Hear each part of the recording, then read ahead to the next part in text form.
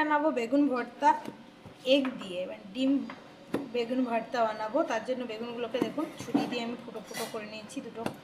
ওপরটা অবশ্যই দেখে নিয়েছি কোনো ফুটো ফাটা নেই, আশা করি পোকামাকড় নেই। হ্যাঁ, দিয়ে আমি দুটো বেগুনের বানাচ্ছি, কারণ আমার বাড়িতে সবাই তো খেতে ভালোবাসে, সেটা আপনাদেরকে সবসময় বলে থাকি। ফুটো করে দিলাম, 4টে ফুটো হয়ে গেছে অটোমেটিকলি। এবারে আমি একটু তেল মাখিয়ে দিচ্ছি, এদেরকে একটু তেল পালিশ করছি। তেল পালিশ করলে এই কষাটা খুব ভালো ছাড়িয়ে আসে, তার কারণে এদেরকে তেল পালিশ করে দিলাম একটু। আর রসটাও খুব তাড়াতাড়ি ভালো মরে যায়।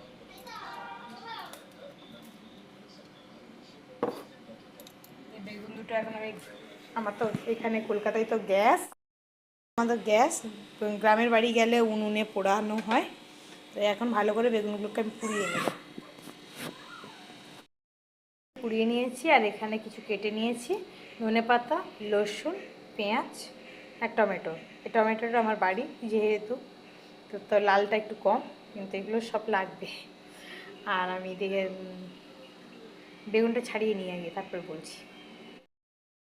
বাচ্চাদেরকে শুধু ভেজিটেবলস খাওয়ানো একটু আমাদের আজকালের বাজারে খুবই মুশকিল হয়ে গেছে, বুঝতে পারছেন। তো আমি যেহেতু বেগুনটাকে ভর্তা বানাবো, যদি এর মধ্যে আমি একটু ডিম অ্যাড করে দিই, দুটো ডিম নিয়েছি, নুন দিলাম, দিয়ে ফেটিয়ে নেব। তো ডিম যদি দুটো অ্যাড করি, ডিম বা আমরা যেটা নর্মালি, এটা ডিম অ্যাড করছি আমি, দিলে দেখবে একটু বাচ্চারা খেয়ে নেবে দিলে, আর টেস্টি হলে তো আর কিছু বলার নেই। তো ডিমটাকে আমি নুন দিয়ে ফেটিয়ে নিলাম ভালো করে, দিয়ে এবারে সর্ষের তেল গরম হতে দিয়েছিলাম, দিয়ে দিলাম, দিয়ে এটাকে ভুজিয়া বানিয়ে নেব আমি।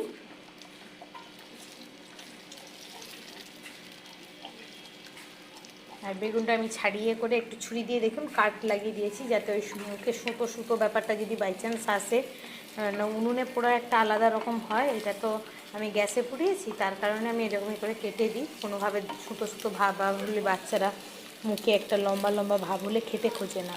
তো এইভাবে যদি আমরা করি, তখন বাচ্চারা ইজিলি খেয়ে নেবে, রুটির সঙ্গে দিলে খুব ভালো খায়।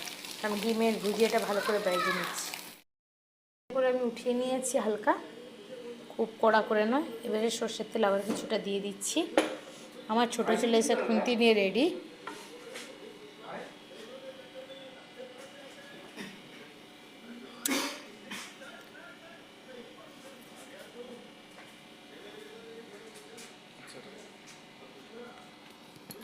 এখন দিয়ে দিচ্ছি আমি রসুন কুচি। রসুন এখানে ধরো 10-12টা কোয়া নিয়ে নিয়েছি।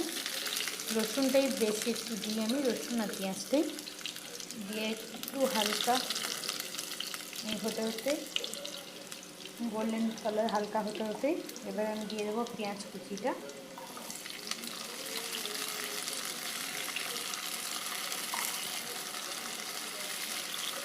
আর টেস্টের জন্য একটা কাঁচা লঙ্কা, 1 পিস, ঝাল হয় না।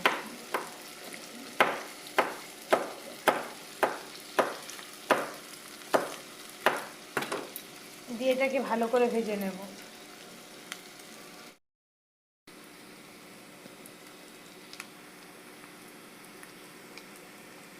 এবারে দিয়ে দেবো, এরকম নিচে দিয়ে করো, হ্যাঁ।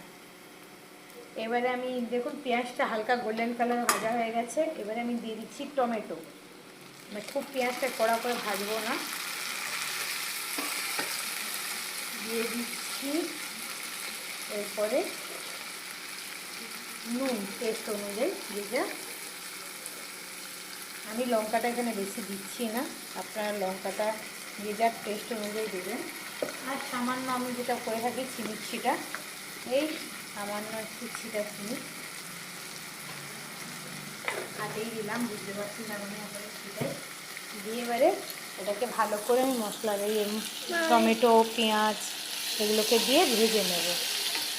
হলুদ আমি দিচ্ছি না, হলুদটা আপনারা চাইলে দিতে পারেন, আমি টমেটোটা দিয়েছি একটু হালকা কালার আসবে, তো তার জন্য আমি আর টমেটো দিয়ে হলুদটা দিচ্ছি না। অনেকে হলুদ দেয়, তো চাইলে দিতে পারেন। আর লঙ্কার গুঁড়ো আমি একেবারেই পছন্দ করি না, তার জন্য কাঁচা লঙ্কাই ইউজ করে থাকি।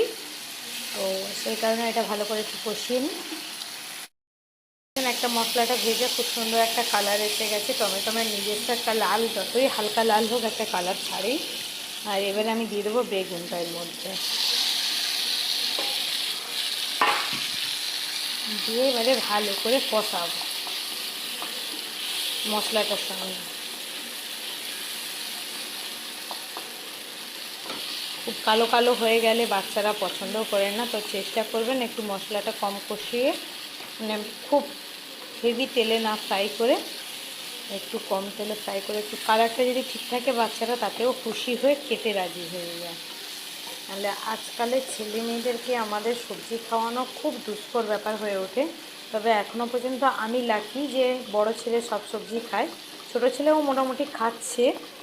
এই জন্যই আরও আমি চেষ্টা করছি যে যাতে আমিষ, যেহেতু আজকালের বাচ্চারা খুব ভালোবাসে, তো সেই কারণে যদি আমি আমিষ একটু যুক্ত করে যদি সবজিগুলো খাওয়াতে পারি তাহলে তো সবজিটাও পেটে যাচ্ছে না, তো সেটা আমাদের জন্য দরকার। সেই হিসেবে সবজি খাওয়াটাও হ্যাবিট হয়ে যাবে।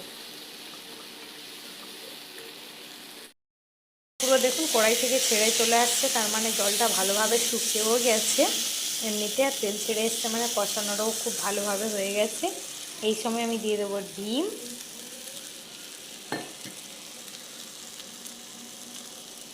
দিয়ে দিচ্ছি ধনে পাতা,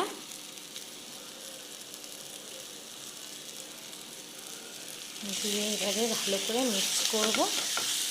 আর আমি কাঁচা সর্ষের তেলটা এতে ইউজ করছি না, সেটা বুঝতেই পারছেন কেন বলছি। কষানো এতে কাঁচা তেল ভালো লাগে না, যেমন বেগুনও এমনি মাখাতে আপনার কাঁচা সর্ষের তেল ভালো লাগে, এটাতে একটুও ভালো লাগবে না। আর ডিমটা ভুজিয়া করে আমি ওর সঙ্গে মিক্স করেছি, যেহেতু বাচ্চারা খুব ভালো খাবে। প্লিজ ট্রাই অ্যান্ড কমেন্ট কেমন লাগছে, পছন্দ হয়েছে কিনা।